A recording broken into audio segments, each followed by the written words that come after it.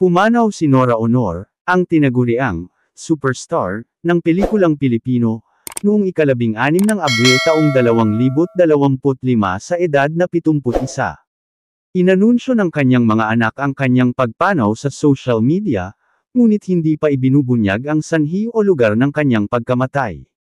Si Nora Honor ay ipinanganak bilang Nora Cabaltera Villamayor sa Camarines Sur at unang sumikat bilang mang-aawit noong dekada 1960. Pumalo ang kanyang karera sa pelikula, na tumagal ng higit sa 7 dekada at nagtaglay ng mahigit 200 pelikula at palabas sa telebisyon. Ilan sa kanyang mga tanyag na pelikula ay, 3 Taong Walang Diyos, Bulaklak sa City Jail, at The Floor Contemplation Story. Noong 1990, tinanghal siyang Best Actress sa mga pambansang parangal para sa pelikulang, Andrea, Paano Ba Ang Maging Isang Ina?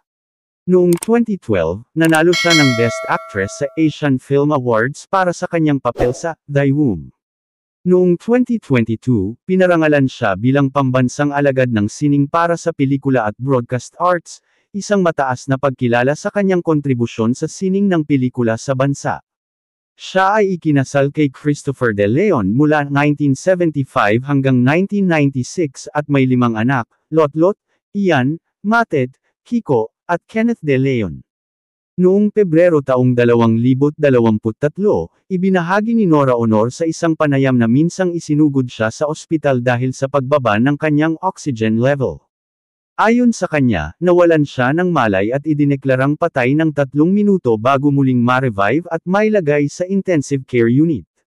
Ang kanyang pagpanaw ay nagdulot ng labis na kalungkutan sa industriya ng pelikula at sa kanyang mga tagahanga, ngunit ang kanyang pamana bilang isang batikang aktres at mang-aawit ay patuloy na magsisilbing inspirasyon sa mga susunod na henerasyon.